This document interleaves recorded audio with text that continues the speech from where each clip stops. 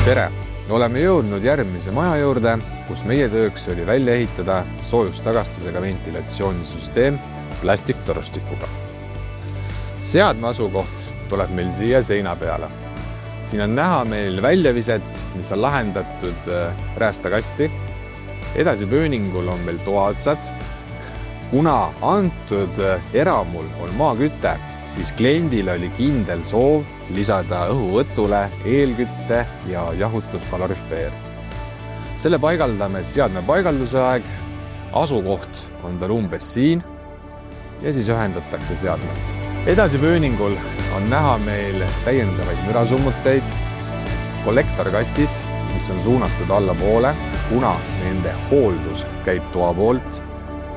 Edasi vaatame, kuidas jookseb plastiktorustik.